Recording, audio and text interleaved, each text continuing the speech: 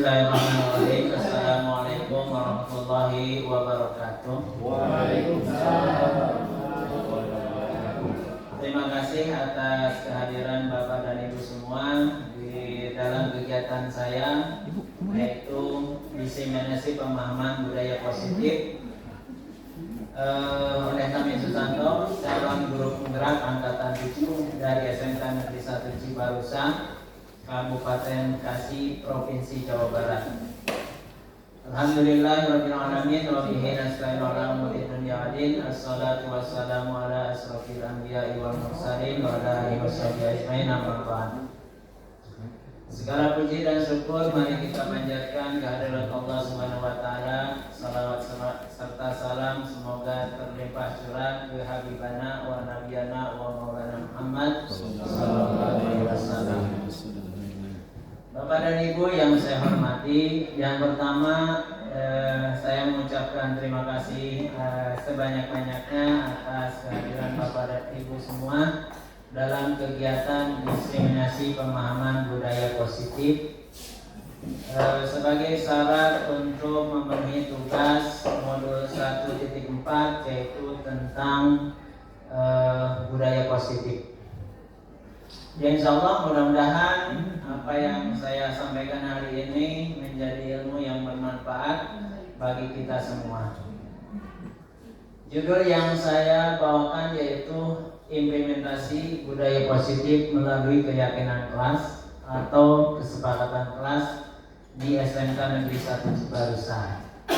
Nah, mungkin bisa kita bisa kita praktikan di kelas masing-masing setelah kita mendapatkan pengetahuan ini. Bapak dan Ibu hadir di sini, mohon maaf saya tidak sebagai orang yang merasa pintar, merasa paling mengetahui dalam materi ini, tapi saya mengajak kepada Bapak dan Ibu semua untuk membawa pikiran-pikiran positif, membawa hati yang lapang, hati yang penuh semangat untuk mudah-mudahan acara kita hari ini menjadi ilmu. Maka filosofi kelas kosong ini adalah kesiapan hati kita untuk bisa menerima apa yang akan saya sampaikan di sini. Bapak dan Ibu, ini profil foto yang sangat tidak asing lagi buat kita semua, yaitu Bapak Pendidikan Republik Indonesia, ya, pahlawan nasional, yaitu siapa Bu? Ki Hajar Dewantara. Ya, Ki Hajar Dewantara filosofisnya sangat banyak sekali. Waktu SD mungkin kita mengenal dengan Ingarso, Sukuroto, Imadia Mangkasa, Tuturi Handayani. Nah, Bapak dan Ibu, mari kita lihat apa kaitannya dengan disiplin positif. Nah, dalam modul yang sudah saya pelajari ini adalah satu tentang perubahan paradigma belajar. Kemudian disiplin positif. Yang ketiga motivasi perilaku manusia. Yang keempat kebutuhan dasar manusia. Yang kelima posisi kontrol guru. Keenam keyakinan kelas. Dan ketujuh segitiga restitusi. Nah, Bapak dan Ibu, bagi saya secara pribadi ini adalah hal baru semua, ya. Jadi buat saya mempelajari ini adalah hal baru semua. Mari kita lihat satu persatu. Budaya positif,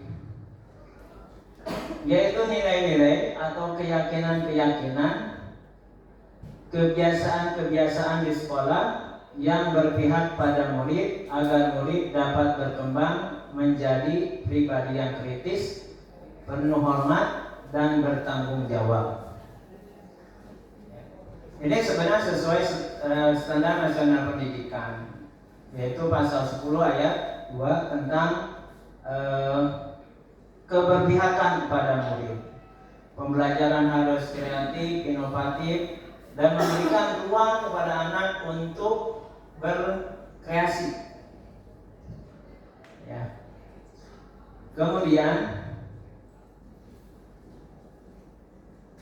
ini yang pertama adalah perubahan paradigma belajar. Bapak dan Ibu, kita mungkin selama ini ya mengajarlah Bapak dan Ibu ya, mengajar ya mungkin metode masing-masing ya, Pak Puradik, ya betul ya, metode masing-masing ya, ST lah, ya. Nah, pada kaitan kali ini dicontohkan dengan kepalan tangan. Ya. Kepalan tangan.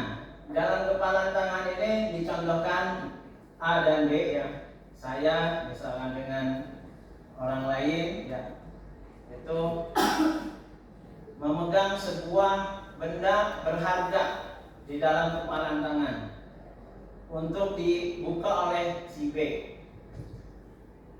Saya punya hak apa? Mempertahankan apa yang ada di genggaman. Orang lain bisa memaksa, bisa dengan cara halus, ya, atau mungkin dengan diiming-iming hadiah.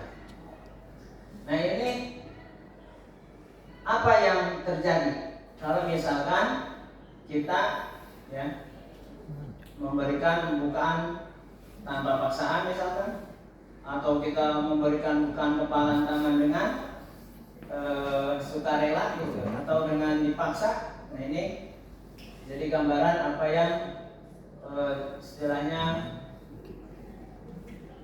apa yang kita pertahankan itu adalah hak kita. Nah, kaitannya dengan kita sebagai guru pun begitu. Kita tidak bisa memaksa murid untuk belajar sesuai pengetahuan kita misalkan. Tapi murid punya gaya belajar lain, punya kodrat lain, misalkan dia punya bakat seni musik, atau dia punya bakat jadi teknisi, ya, maka kita jangan salah mengajarkannya. Ya. Mungkin seperti itu Bapak dan Ibu untuk teori paradigma belajar. Lanjut.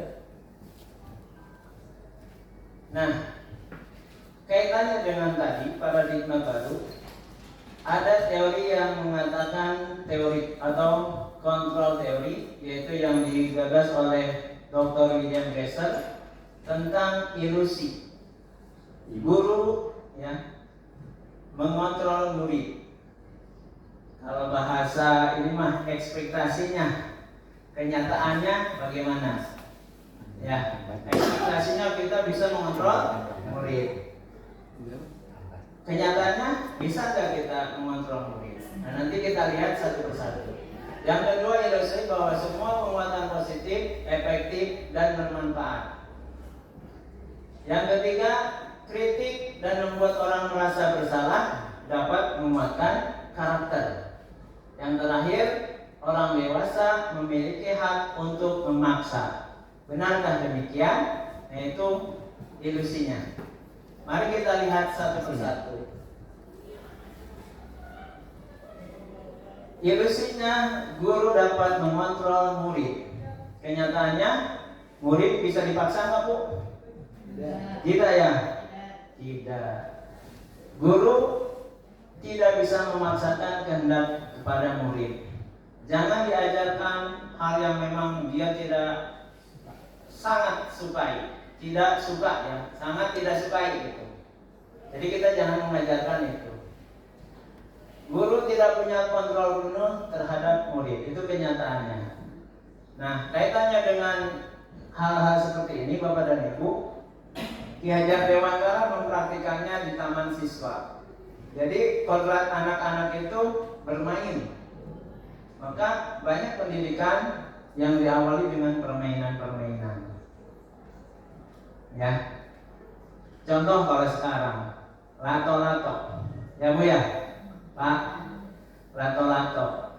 Tidak anak-anak, ya bahkan orang tua juga senang dengan lato-lato. Apalagi zaman sosmed, mereka mengupload ke YouTube, ke apa lagi, ke TikTok, ya, mempertontonkan keahlian mereka. Berbagai gaya menggunakan cara, ya, menggunakan lato-lato. Karena manusia adalah makhluk apa? Makhluk bermain, ya. Gitu. Lanjut. Nah, yang kedua, semua bujukan atau penguatan positif, efektif dan bermanfaat itu ilusinya.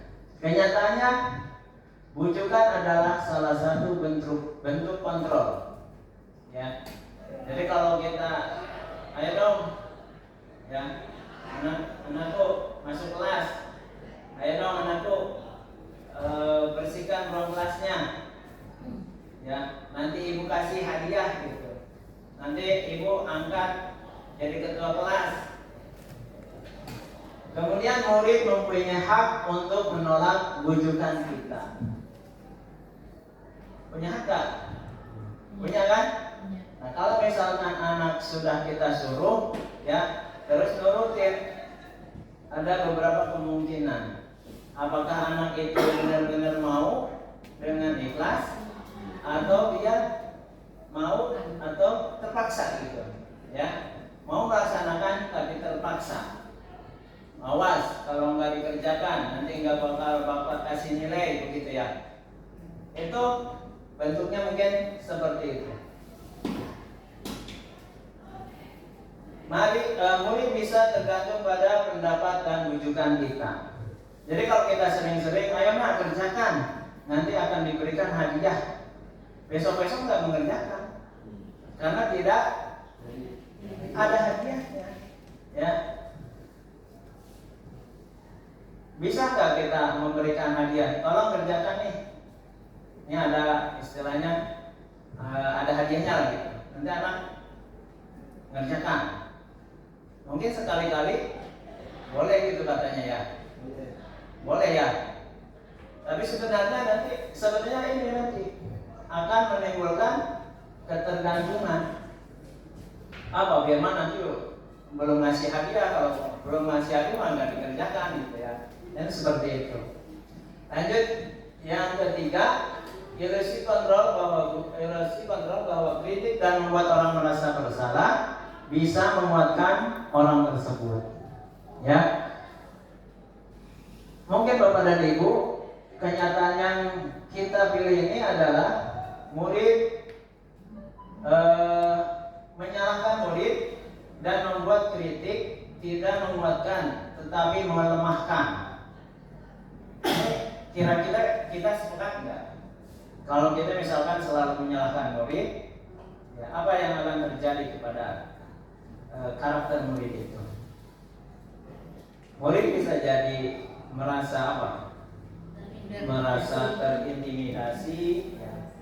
Murid mungkin nanti nggak pede, betul Pak, ya. Atau bisa jadi ketemu guru pun tidak mau gitu, takut, ya. Apalagi lihat Pak Cahyo gaya jadi BP-nya, oh galak sekali. Dengan sepatunya aja sudah kabur anak, ya. Kemudian murid bisa mempunyai persepsi negatif kepada guru tersebut, ya. Belum ketemu pun juga sudah kabur. Nah, ini bisa jadi. Terus adanya krisis identitas tadi, ya Pak. Menurut Pak Firman tadi tidak pede, betul Pak, ya. Tidak akan pede. Ya. Kemudian lanjut Pak. Terakhir, ya, yang keempat. Orang dewasa punya hak untuk memaksa. Benar nggak nih, ya? Benar? Ya. Tidak, ya? Tidak. Ya. Jadi pernah nggak Bapak Ibu memaksa kepada siswa? Pernah Bu ya? Bagaimana Bu? Contohnya Bu?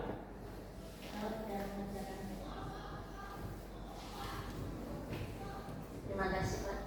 Pernah saya memaksa karena mungkin yang bersangkutan pada saat diberikan tugas tidak mengerjakan, kemudian ya kita paksa agar mau mengerjakan dan menyelesaikan. Terima kasih Bu Siti Khamsah. Ya, jadi mungkin setiap kita sebagai guru pernah memaksa anak muridnya untuk melakukan apa yang kita inginkan. Anak harus mengerjakan PR, bisa jadi seperti itu. Nah, bagaimana nanti solusi yang diterapkan untuk menangani supaya tidak ada pemaksaan, ya. Jadi sepakat ya Bapak dan Ibu, kenyataannya bahwa orang dewasa tidak bisa memaksa anak untuk mengerjakan apa yang kita perintahkan.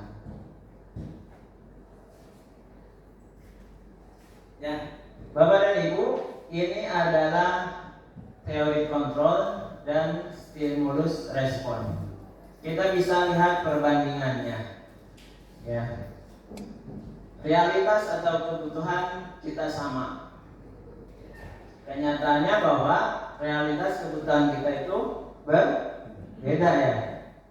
Pasti. Semua orang melihat hal yang sama, ya. Tapi secara teori kontrol, setiap orang memiliki gambaran yang berbeda. Ya. Bapak dan Ibu, mungkin bisa kita lihat sekarang tentang pandangan orang menggunakan teknologi itu. Pasti berbeda. Pro kontra. Ini boleh nggak nih peserta didik menggunakan gadget di sekolah? Ya. Kalau dulu mungkin sudah tidak, dulu ya sebelum ada penghapusan UN itu ada UN dilarang membawa gadget ke ruang kelas, ke ruang UN gitu ya. Kalau sekarang UNBK harus pakai gadget. Nah, ini sudah perubahan zaman. Nah, kita pun mendidik peserta didik ya, kita harus melihat kondisi zamannya, bukan sekedar anaknya kebutuhan apa, tapi nanti kebutuhan anak itu untuk masa depan apa.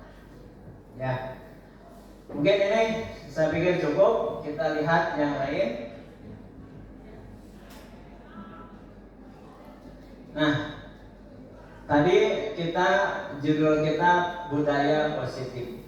Kemudian kita lihat ada yang namanya disiplin. Bapak dan Ibu, apa yang terbayang oleh Bapak dan Ibu ketika mendengar kata disiplin?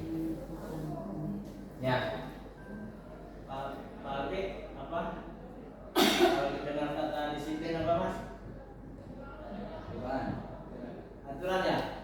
Aturan, ketaatan ya? Harus tepat waktu misalkan ya. Berpakaian seragam sesuai hari belajar gitu. Nah, disiplin kita lihat dari bahasa Latin ternyata adalah disiplina yang artinya belajar. Kemudian ini adalah berkonotasi daripada murid-muridnya Socrates dan Plato. Disiplin membuat orang menggali potensinya menuju sebuah tujuan apa yang dihargai. Jadi ketika dia taat aturan jam 7.00 sudah di sekolah, sudah di ruang kelas, berarti ada yang dihargai. Apa?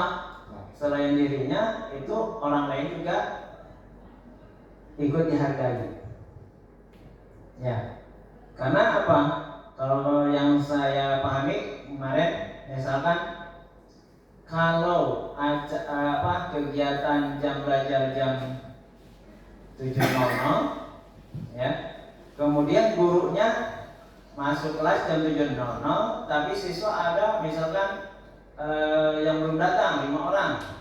Kata gurunya, anak-anak, kita belajar nunggu teman yang 5 orang.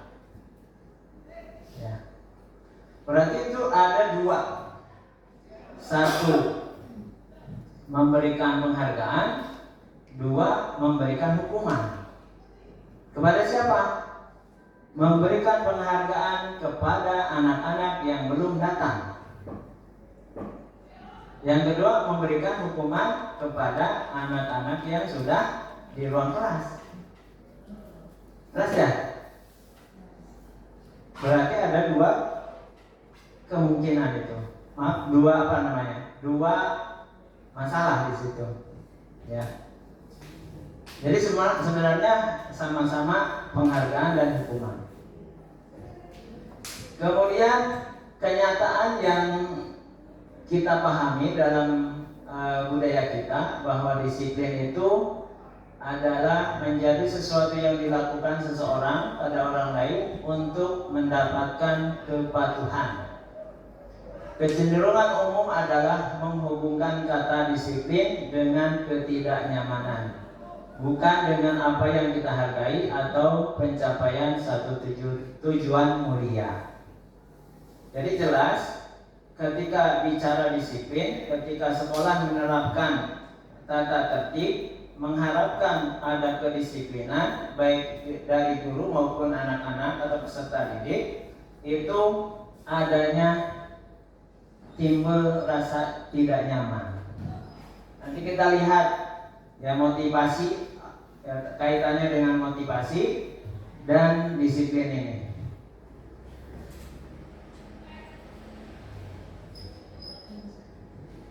Nah, kaitannya dengan disiplin positif merupakan suatu cara penerapan disiplin tanpa kekerasan dan ancaman yang dalam praktiknya melibatkan komunikasi tentang perilaku yang efektif antara guru dan murid. Tadi disiplin, sekarang disiplin positif.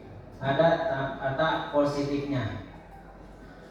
Nah, Bapak dan Ibu, tadi ketika makna disiplin itu menimbulkan ketidaknyamanan, maka kita gabungkan dengan kata positif, disiplin positif. Maksudnya apa? Disiplin positif itu, yakni kesepakatan ya antara guru dan murid di dalam ruang kelas yang sama-sama menyepakati tentang aturan. Contoh nanti kita lihat di aturan keyakinan kelas.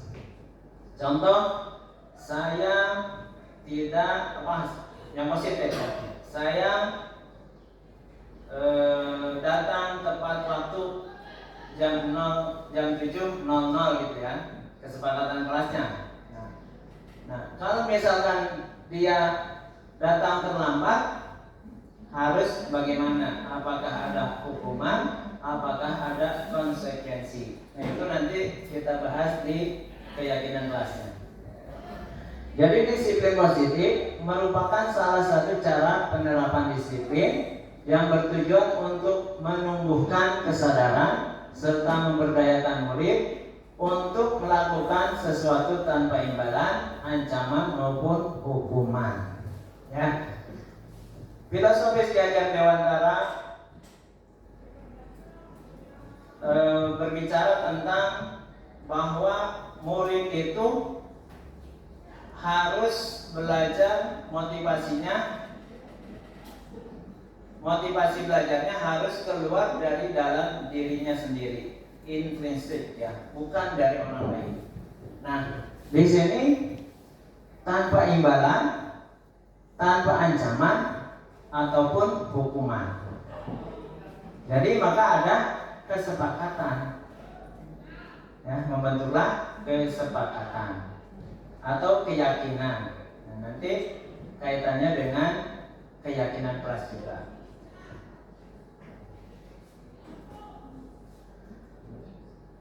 Nah, Bapak dan Ibu, teori motivasi, hukuman, dan penghargaan. Setiap perilaku manusia memiliki motivasi, yakni untuk menghindari ketidaknyamanan atau hukuman. Yang kedua, mendapatkan imbalan atau penghargaan dari orang lain. Yang ketiga, menjadi orang yang mereka inginkan dan menghargai diri sendiri dengan nilai-nilai yang mereka percaya. Jadi 3 poin ini adalah level motivasi. Jika seseorang melakukan taat atau disiplin tadi yang datang tepat waktu gitu ya, datang tepat waktu, pulang tepat waktu, mengerjakan tugas tepat waktu, mengisi TRK tepat waktu, ya, itu karena menghindari hukuman. Ya, hukuman kalau tidak mengisi, tidak mengerjakan, nilainya ya di bawah KKM gitu ya. Ya. Nah, berarti itu baru level 1. Kemudian jika saya mengerjakan pekerjaan yang memang harus saya kerjakan sebenarnya, tapi kadang saya mengharapkan penghargaan, mengharapkan imbalan, mengharapkan reward dari kepala sekolah misalkan begitu. Nah, berarti motivasi itu adalah baru motivasi level 2. Karena ternyata bukan murni dari dalam dirinya sendiri. Yaitu masih tergantung dari pimpinan, bagaimana pimpinan nanti memberikan hadiah. Sementara pemberian hadiah dan reward itu adalah hukuman sebenarnya. Kalau tidak memberikan, berarti dia kalau dia tidak mengerjakan, berarti dia tidak dapat reward, begitu kan? Kemudian bekerja itu ya karena reward begitu. Itu sebenarnya hukuman. Ya. Kemudian yang ketiga menjadi orang yang mereka inginkan. Nah, ini level ketiga. Jadi kita bekerja harus berdasarkan dari dalam diri sendiri, bukan karena orang lain. Nah, ini yang dikatakan merdeka menurut Ki Hajar Dewantara. Kalau sudah ada perintah dari orang lain atau tekanan dari orang lain kita mengerjakan, berarti itu kita belum merdeka. Yang kedua, hukuman dan penghargaan. Nah, tadi bicara tentang motivasi yang kedua, hukuman adalah bentuk pengendalian perilaku seseorang yang bersifat memaksa dan menyakitkan dengan menciptakan identitas gagal. Ya. Jadi kalau kita misalkan mengerjakan sesuatu karena takut dihukum, takut tidak dapat reward, nah ini sebenarnya dalam diri kita sedang menanamkan identitas gagal. Kemudian penghargaan itu adalah bentuk pengendalian perilaku seseorang dengan sesuatu benda atau peristiwa yang diinginkan, yang dibuat dengan persyaratan. Jika Anda melakukan hal ini, maka Anda akan mendapatkan penghargaan yang diinginkan. Contoh, misalkan si Dani sebagai siswa kelas PKN misalkan, kata gurunya, Dani tolong bersihkan ruang kelas, nanti Bapak akan mengangkat Dani menjadi ketua kelas. Nah, hari itu mungkin Dani bisa mengerjakan perintah kepada gurunya, wali kelasnya untuk membersihkan ruangan. Besok-besok dia tidak akan lagi. Ya. Karena apa? Karena selalu menuntut untuk jadi ketua kelas atau penghargaan dari guru atau wali kelas. Ya. Kita pun sama Bapak dan Ibu. Sebagai guru mungkin kita juga harus menghindari hal-hal yang mungkin yang menyebabkan kita menjadi terkungkung ya oleh penghargaan itu sendiri.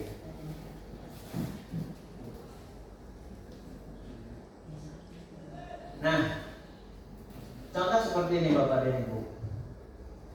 Saat kita berulang kali menjanjikan hadiah kepada anak-anak agar berperilaku bertanggung jawab, atau kepada seorang murid agar mempelajari sesuatu yang baru, atau kepada seorang karyawan agar melakukan pekerjaan berkualitas,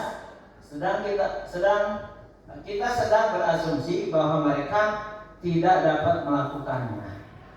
Ini Alfikon ini meneliti ya puluhan tahun karyawan-karyawannya yang tadinya berbagai cara lah gitu ya, dari ribet atau apa ya. Sebenarnya kita sedang berasumsi bahwa mereka karyawannya atau muridnya itu tidak dapat melakukannya, atau mereka tidak akan memilih untuk melakukannya.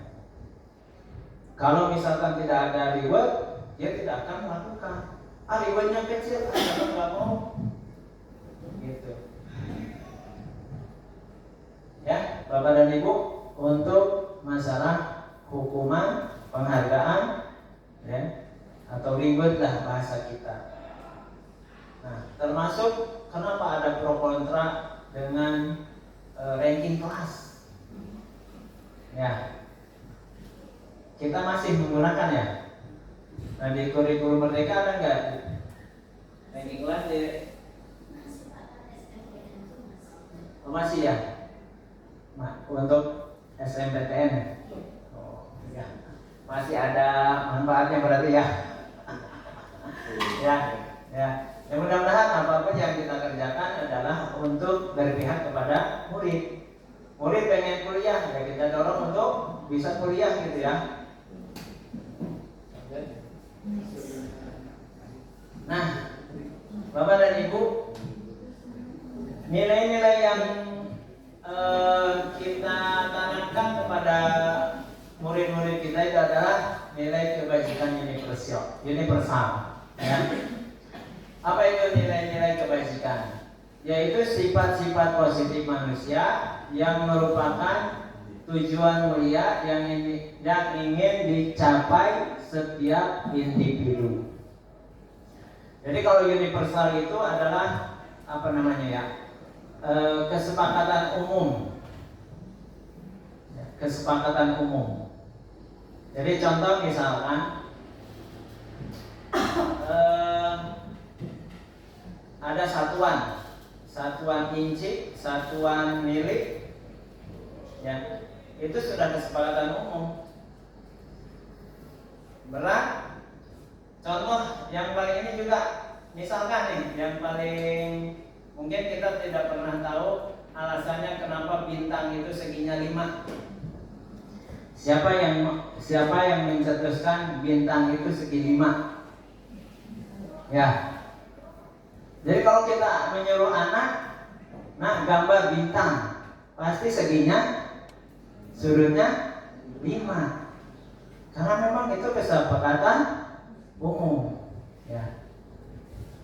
Kita lanjut, apa yang dimaksud dengan kebajikan universal sesuai dengan apa namanya ya, filosofis pendidikan kita, ya.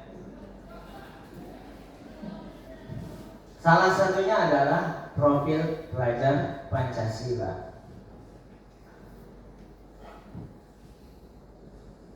Nah, di profil pelajar Pancasila ini, karena acuannya adalah Pancasila, maka poin pertama adalah beriman, bertakwa kepada Tuhan Yang Maha Esa dan berakhlak mulia.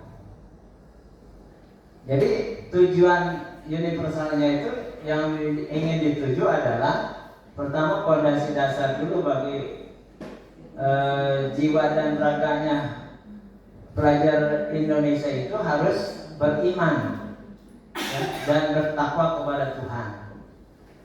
Kemudian mandiri, bernalar kritis, berkebinekaan global, bergotong royong dan kreatif. Nah, Bapak dan Ibu, masih banyak sebenarnya tentang kebajikan universal yang kaitannya dengan pelajar. Ya. Kita lanjut ke slide berikutnya. Nah, ini adalah kebutuhan dasar manusia. Setiap tindakan seseorang adalah untuk memenuhi kebutuhan dasarnya. Yang pertama, bertahan hidup. Kalau bertahan hidup itu berarti kaitannya dengan sandang, pangan, papan ya.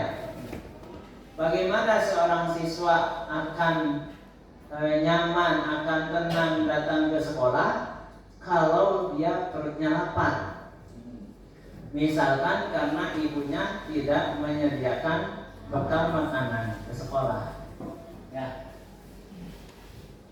Kemudian kebutuhan kasih sayang dan rasa ingin diterima atau love and belonging. Ya. Jadi kalau misalkan ada karakter siswa di ruang kelas, ya, yang selalu mengganggu temannya, ada beberapa kemungkinan. Apakah ia ingin diperhatikan oleh temannya, ya, atau oleh gurunya? Yang ketiga, kebebasan atau freedom, ya. Yang keempat, kesenangan, dan terakhir kelima adalah penguasaan. Bagaimana seorang siswa di kelas yang selalu aktif, ya, yang selalu aktif, dia punya jiwa kepemimpinan, misalkan ternyata dia, atau mungkin kalau bahasa kita mencair ke teman yang lain, selalu mengganggu. Nah, berarti di situ ada motivasi ingin berkuasa. Dari kelima kebutuhan ini, 5 ya, Bu? 5 ya. Baik, kita lihat satu persatu. Contoh, kelihatan nggak, Bu? Dalam konteks penerapan disiplin positif, contoh ini, Ibu Ria sebaiknya mencari tahu alasan kenapa Agus melakukan tindakan tersebut agar mengetahui kebutuhan mana yang sedang berusaha dipenuhi oleh Agus. Ini contoh kasus misalkan. Ternyata yang siswa yang namanya Agus itu sering mengambil makanan temannya. Ya.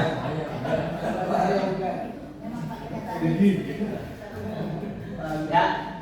Jadi, nah seorang guru, Ibu Ria ini harus mengambil apa? Mengambil atau menganalisis tindakan Agus ini. Ya, jangan dulu marah-marah, gitu ya. Yang pertama, bisa jadi Agus lapar karena orang tuanya tidak membawakannya bekal makan siang. Berarti Agus apa? Motivasi pertama itu adalah survival, ya, survive. Ya. Kebutuhan dasar tadi sandang, pangan, papan, alias ingin kenyang lah perutnya. Maka dia minta aja menggangguin bekal makanan teman-temannya saat istirahat. Yang kedua, teman Agus jadi memperhatikan Agus. Nah, tadi Agus ingin diperhatikan oleh temannya. Bisa jadi Agus di rumah misalkan kurang kasih sayang, sehingga dia selalu ngejahilin temannya dengan cara mengambil makanannya atau bahkan menggoyang-goyangan kursi temannya agar temannya tidak nyaman. Kemudian yang ketiga, dia merasa hebat karena temannya jadi takut dan menuruti keinginannya. Nah, berarti di sini adalah motivasi kekuasaan atau power, ingin berkuasa. Ya, pernah kan Bapak Ibu waktu sekolah ada temennya yang heroik ya, kalau di rumah ketua geng, karena ada zaman kita sekolah mah ada yang namanya Brahma Kumbara ya. Sama satu. Terus ada apa lagi? Megaloman gitu ya. Ultraman gitu Pak maksudnya ya. Jadi apa? Jadi kita itu terinspirasi tokoh-tokoh itu ya. Jadi kita pengen pengen berkuasa terhadap teman kita. Ada teman kita yang seperti itu. Kemudian freedom, ya, kebebasan. Mungkin Agus merasa bosan dengan lingkungan yang terlalu yang terlalu mengatur, ya, atau terlalu mengekang, ya. Maka Agus melampiaskannya di ruang kelas. Mungkin di rumahnya, Agus, kalau pulang sekolah kamu harus tidur. Ya, istirahat dulu, ganti baju, terus tidur. Tidak boleh kemana-mana. Ya, mungkin bisa jadi bosan di rumah. Ya. Kemudian yang terakhir, atau Agus hanya iseng dan dia menikmati ekspresi wajah temannya yang kesal. Nah ini adalah fun ya, kesenangan. Jadi melihat orang lain susah itu senang. Ya. Ya mudah-mudahan lah bagi kita mah jangan senang melihat teman susah ya. Ya. Oke, seperti itu Bapak dan Ibu.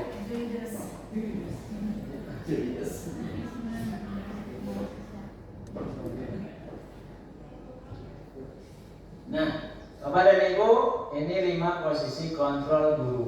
Kalau tadi kita bicara tentang teori ilusi, tentang 4 teori ilusi yang disampaikan oleh Dr. William Glasser. Nah, ini adalah 5 posisi kontrol guru.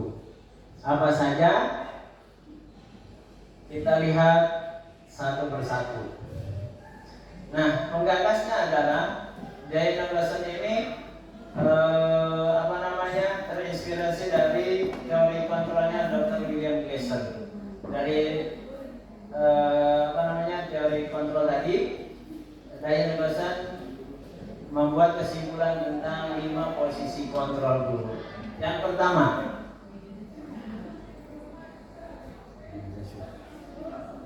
penghukum, ya, penghukum, gurunya penghukum.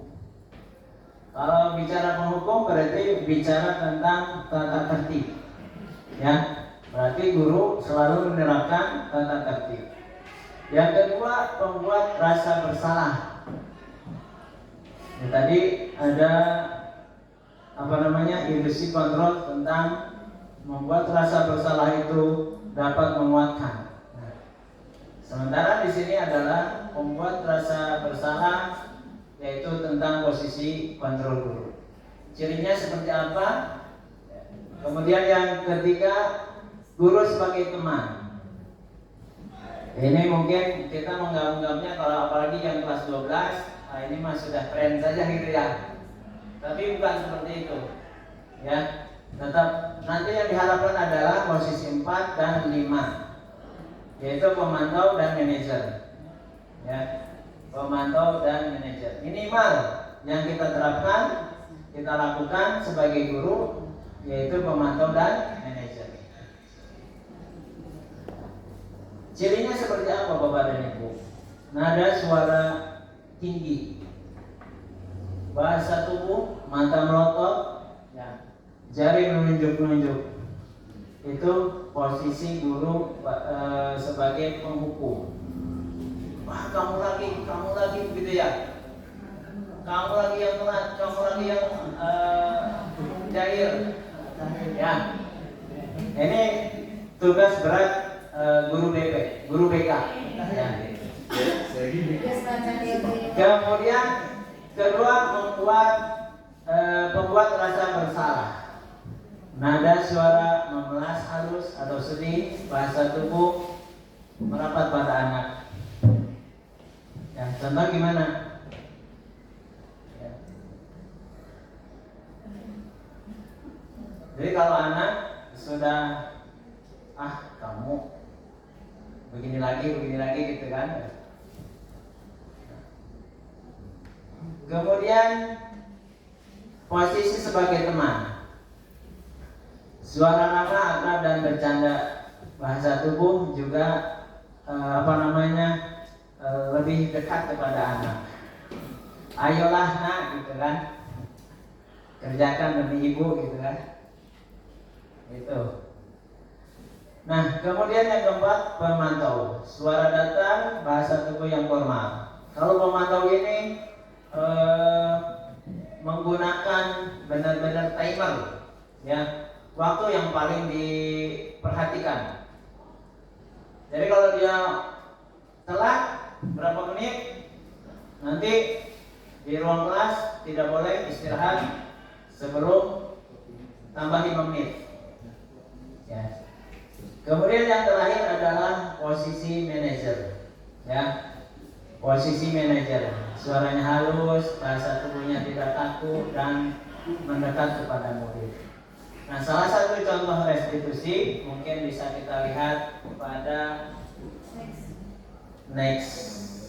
Nanti setelah ini ada videonya, ya.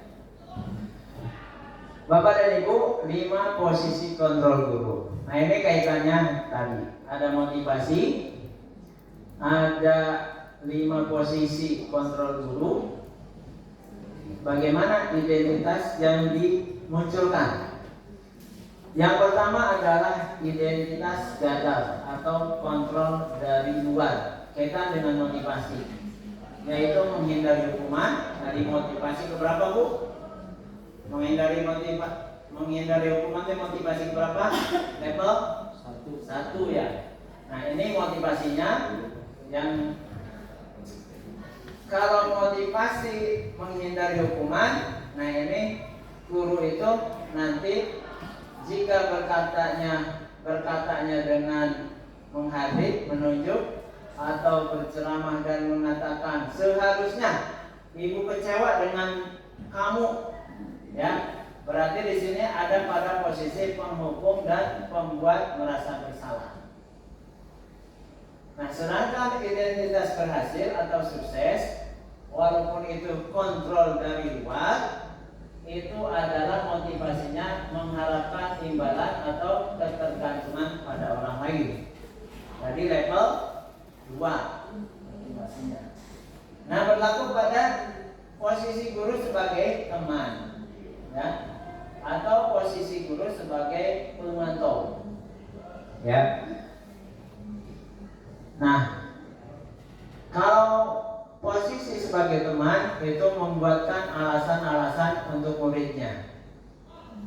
Ayolah lakukan demi ibu, gitu kan, ya. Beda coba dengan membuat merasa bersalah. Kamu harusnya sudah tahu. Kamu kan tahu peraturannya. Kamu kan tahu konsekuensinya. Nah, itu membuat orang merasa bersalah. Sedangkan kalau teman, ayolah kerjakan demi ibu. Jadi kita mengelas. Kemudian kalau pemantau, apa peraturannya? Apa konsekuensinya? Apa kesepakatan kelasnya? Apa tata tertibnya? Jadi kepada anak itu nanti dia mencari dasarnya dulu, dasar peraturannya, ya. Nah, sedangkan identitas berhasil atau sukses, ya, atau motivasi internal, ya, yakni menghargai diri sendiri. Nah, ini berlaku pada posisi control manager. Guru itu berkatanya mengajukan pertanyaan-pertanyaan. Apa yang kita yakini? Apa yang bisa kita kerjakan untuk memperbaiki masalah ini? Jadi kalau misalkan murid, ya, memecahkan kaca misalkan, nah, kita cari solusinya, ya. Gimana cara cari solusinya? Kita ajak ngobrol anak itu, apa yang bisa kamu lakukan untuk memperbaiki kaca itu. Gitu, ya. Next. Nah, hasilnya apa? Kalau seorang guru menerapkan posisi penghukum, maka akan menghasilkan anak sebagai pemberontak, atau kita selalu menyalahkan orang lain, dan kemungkinan anak itu akan berbohong. Ya. Sedangkan kalau pembuat merasa bersalah, itu anak itu akan menyembunyikan atau menyangkal, juga sama akan berbohong juga. Sedangkan kalau misalkan posisi teman, murid akan ketergantungan pada gurunya. Tenang, nanti Pak Tamin juga akan memberikan remedial gitu ya. Tenang, Pak Tamin juga nanti akan memberikan nilai kalau kita terlalu dekat. Tapi kalau misalkan kita berposisi sebagai manajer, kita akan menguatkan anak itu. Tadi contoh anak memecahkan masalah, bagaimana solusinya? Tidak menghardik dia, tapi dia mampu menyelesaikan masalahnya. Gitu. Kita cari solusinya, bagaimana dia menjawab, bagaimana dia bisa menyelesaikan masalah tadi, memperbaiki kaca yang sudah pecah itu. Kaitan dengan dunia berkualitas. Murid meletakkan guru di luar dunia berkualitas. Jadi ada bahasa, gampang guru itu mah, gitu kan? Pernah enggak kita dengar kalimat seperti itu Bapak Ibu dari anak? Pernah kan ya? Karena mungkin kita terlalu ingin menonjol di hadapan anak, ingin berkuasa pada anak tadi dengan cara memaksa-maksa itu. Nah, itu kaitan dengan posisi kontrol guru. Yang terakhir, dampak pada murid, yaitu bisa mengulangi kesalahan kalau kita bersikap pada posisi menghukum. Atau yang kedua, siswa akan merasa rendah diri. Kemudian jika posisi teman, murid akan lemah, tidak mandiri, dan ketergantungan kepada guru atau bahkan ke orang tuanya. Sedangkan kalau berposisi pada pemantau, yaitu menitik beratkan pada sanksi atau hadiah untuk dirinya. Jadi kalau anak sudah diiming-imingi hadiah, ya, atau sanksi, nah mungkin itu kita sudah bersikap sebagai pemantau. Nah, sedangkan untuk posisi sebagai manajer, yaitu siswa murid akan mengevaluasi dirinya bagaimana cara memperbaiki diri, ya. Jadi cara memperbaiki diri, cara tanggung jawab menyelesaikan kaca pecah itu bagaimana. Nah, itu posisi manajer tugasnya. Next.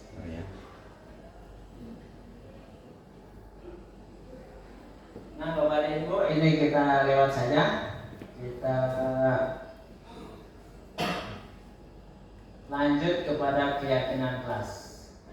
Nah, keyakinan kelas adalah nilai-nilai kebajikan universal yang disepakati secara tersirat dan tersurat, lepas dari latar belakang suku, negara, seseorang, bahasa, ataupun agama yang diyakininya. Jadi keyakinan kelas itu harus bersifat universal, tidak menghakimi murid yang berbeda keyakinan agamanya atau suku dan rasnya. Keyakinan kelas adalah kesepakatan kelas yang dibuat berdasarkan nilai-nilai kebajikan universal. Harus disampaikan oleh guru kepada murid-muridnya di ruang kelas. Saat itu semua siswa diharapkan harus hadir semua. Syaratnya itu. Kemudian guru memberikan kesepakatannya itu apa yang diinginkan oleh siswa saat pembelajaran di kelas. Contoh, datang tepat waktu, menghargai antar teman, begitu. Lanjut. Nah, Bapak dan Ibu, tentang keyakinan. Ada gambar menggunakan helm. Apa yang akan terbayang jika seseorang berkendara menggunakan helm? Karena apa? Safety ya? Bukan takut ditilang. Termasuk ya, kita menggunakan helm karena takut ditilang kebanyakan. Mau jalan ke kota nih, takut ditilang. Padahal yang harus diutamakan adalah keselamatan daripada pengendara itu sendiri. Kemudian kemarin masih zaman pandemi. Nah, Ibu ya masih pakai masker tuh ya? Apa alasan Ibu mesti pakai masker? Debu. Ya, terbiasa. Ya, karena pandemi 2 tahun jadi terbiasa. Ya, itu adalah keyakinan kita bahwa menggunakan masker dapat menjaga kesehatan, gitu. Ya, jadi contohnya keyakinan itu seperti itu.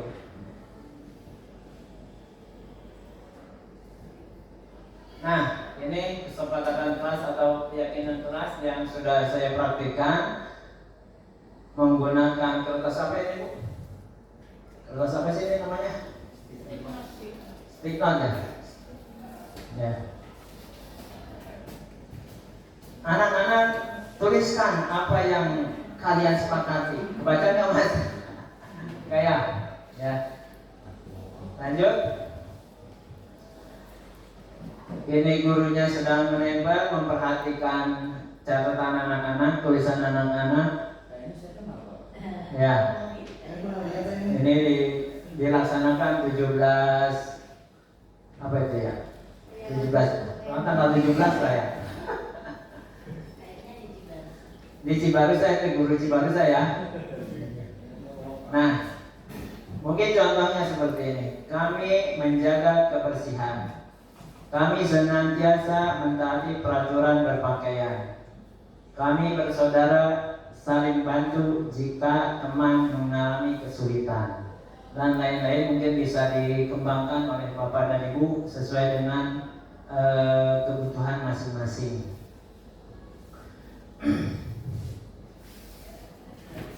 Nah, yang terakhir restitusi. Bapak dan Ibu, ini mungkin teori yang paling baru lah yang pernah saya dengar. Selama ini sebenarnya kita belum pernah tahu tentang restitusi. Apa itu restitusi? Yaitu proses menciptakan kondisi bagi murid untuk memperbaiki kesalahan mereka sehingga mereka bisa kembali pada kelompok mereka dengan karakter yang lebih kuat. Nah, ini Gosen ya. Ini Gosen. Ya. Tujuannya apa? Untuk menjadi orang yang menghargai nilai-nilai kebajikan yang mereka percayai. Jadi Gosen setelah mempelajari teorinya, ilusinya Dr. William Besser, kemudian dia merumuskan menjadi 5 posisi kontrol, kemudian dia membuat restitusi. Restitusi itu sendiri apa? Ya ini, yaitu untuk memperbaiki kesalahan murid. Tadi ketika murid melakukan kesalahan memecahkan kaca, itu bagaimana penanganannya? Apakah harus langsung dibentak-bentak? Apakah harus dengan cara halus? Atau kita ajak komunikasi, apa alasannya? Dan tanggung jawab apa yang bisa dia lakukan untuk memperbaiki kaca itu? Itu berkaitan dengan posisi kontrol guru. Nah, segitiga restitusi, yaitu satu, menstabilkan identitas anak, yaitu posisi dasar, ya, garis apa nih? Garis apa kalau sini? Horizontal ya, garis ke bawah, garis horizontal. Kemudian garis yang ke atas validasi tindakan yang salah. Yang kedua menanyakan keyakinan. Maaf, keyakinan di sini bukan tentang agama ya. Jadi kalau keyakinan tentang agama nanti malah keliru. Tapi keyakinan berkaitan dengan keyakinan kelas tadi. Ya. Jadi apa yang sudah dibentuk, sudah disusun, disepakati sebagai keyakinan kelas? Kita lihat segitiganya. Nah ini Bapak dan Ibu, menstabilkan identitas, yang ini yang bawah, ya. Kemudian yang kedua, validasi tindakan yang salah, ke atas ya. Contoh, jika seorang anak melakukan kesalahan, apa yang akan kita ungkapkan kepada anak itu? Tenang, nak, semua orang pasti sudah melakukan kesalahan, ya. Bukan kamu saja yang pernah melakukan kesalahan. Nah, ini validasinya. Kemudian kamu tentu punya alasan mengapa kamu melakukan itu, gitu. Kesalahan apa yang dibuat oleh anak? Nah, kita tanyakan. Gitu. Itu namanya validasi tindakan yang salah. Jadi kesalahannya ya, bukan validasinya. Jadi kesalahan anak itu, apa yang dilakukan anak itu kita validasi supaya ketahuan dulu salahnya. Kemudian keyakinan apa, kelas apa yang telah kita sepakati. Dan ini yang ketiganya itu menanyakan keyakinan kelas. Jadi keyakinan apa yang sudah disepakati? Kalau anak misalkan datang terlambat, sepatunya beda misalkan, atau bajunya beda, nah ini kita memberikannya hukuman atau konsekuensi atau apa? Nah, kita tanyakan dulu. Ya. Kemudian kamu ingin menjadi orang yang seperti apa? Itu menanyakan keyakinannya. Ya. Jadi restitusi itu bisa kita terapkan untuk menangani masalah-masalah siswa, apalagi berkaitan dengan guru BP. Ya. Pokoknya semua ke BP ya. Lanjut. Nah, ini contoh kasus yang sudah diperagakan. Ada suaranya, Mas?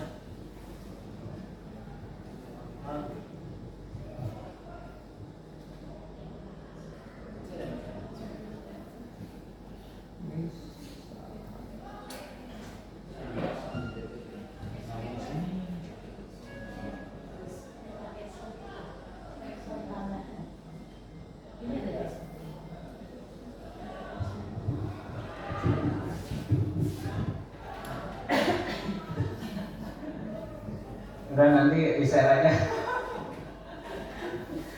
Ya Bapak dan Ibu, jadi ketika siswa ya, dia kenapa terlihat marah-marah gitu. Kenapa kamu marah-marah? Ternyata dia ada masalah dengan temannya. Saya dikata-katain terus Pak, ya, dikata-katain yang tidak nyaman lah buat dirinya. Nah, di sini guru tidak menanyakan tidak menanyakan siapa yang salah, siapa yang benar gitu. Tidak terkait dengan itu. Tapi bagaimana supaya masalah ini bisa diselesaikan? Dibantu ya. Dibantu dengan restitusi. Dia menanyakan apa yang bisa kamu lakukan? Yaitu dengan cara bersabar, menahan diri supaya tidak terpancing emosi. Mungkin seperti itu ya Bapak dan Ibu. Mohon maaf suaranya tidak muncul. Nah Bapak dan Ibu, mungkin itu yang bisa saya sampaikan. Jadi terima kasih atas antusiasmenya hadir di sini. Kalau misalkan ada pertanyaan dipersilahkan sebelum kita menutupnya. Baiklah Bapak dan Ibu, kita refleksi tentang kegiatan hari ini.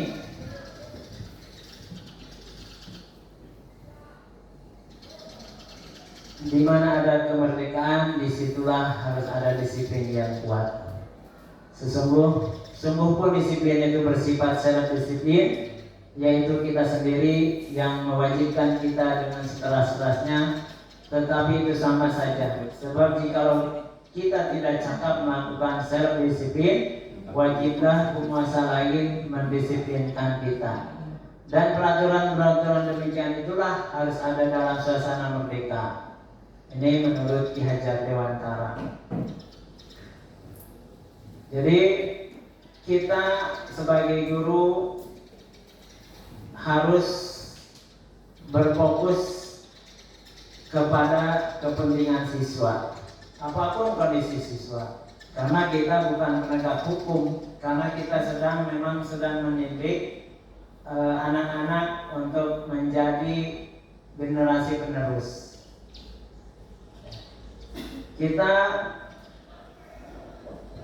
punya tujuan yang sama, yaitu harus menciptakan anak-anak memiliki disiplin diri sehingga mereka bisa berperilaku dengan mengacu pada nilai-nilai kebajikan universal dan memiliki motivasi intrinsik bukan ekstrinsik. Jadi kita harus menanamkan kepada anak-anak itu benar-benar motivasi level 3. Nah, tentu dengan penanaman itu kita juga harus punya motivasi level 3 juga, supaya kita bisa menerapkannya kepada siswa-siswa kita. Karena guru adalah digugu dan ditiru. Bagaimana kita bisa digugu dan ditiru kalau seandainya kita tidak bisa punya teladan yang baik?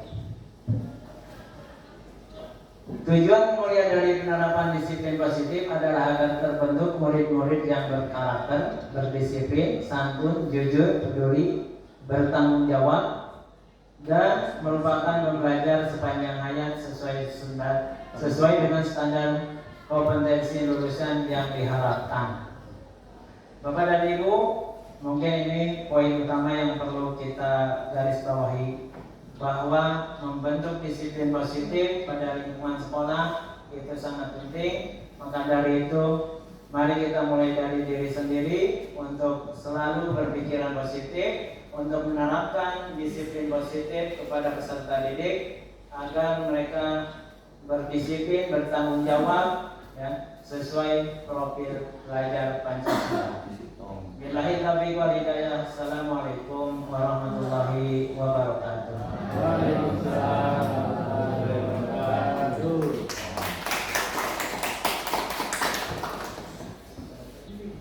Alhamdulillahirrahmanirrahim. Kegiatan diseminasi oleh guru penggerak oleh Bapak Haji Tamin Susanto STM ya, telah dilaksanakan pada pagi hari ini. Mudah-mudahan apa yang disampaikan oleh beliau menambah ilmu bagi kita semua untuk mendidik anak-anak kita supaya kita bisa memberikan pelayanan yang lebih baik lagi kepada anak-anak. Kemudian apa yang dilakukan oleh Pak Haji Tamin menjadi inspirasi buat teman-teman sekalian untuk mengikuti jejaknya menjadi guru penggerak. Pak Firman, Pak Jalan, semangat. Teman-teman yang lain juga semangat juga untuk mengikuti seleksi guru penggerak. Mungkin itu saja yang kami sampaikan sebelum kita menutup kegiatan pada siang hari ini. Kita akhiri kegiatan ini dengan membaca hamdalah bersama-sama. Terima kasih atas kehadirannya Bapak Ibu sekalian. Wabillahi taufiq wal hidayah. Wassalamualaikum warahmatullahi wabarakatuh.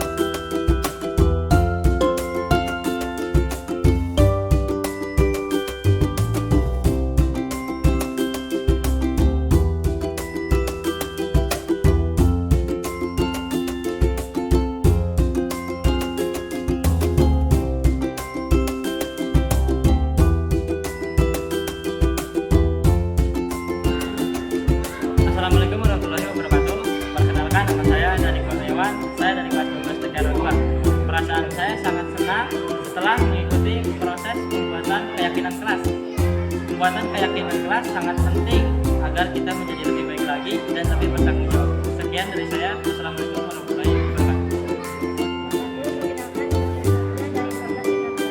Perasaan saya sangat senang setelah mengikuti pembuatan keyakinan kelas. Pembuatan keyakinan kelas sangat penting agar kita lebih baik lagi dan lebih bertanggung jawab. Sekian dari saya.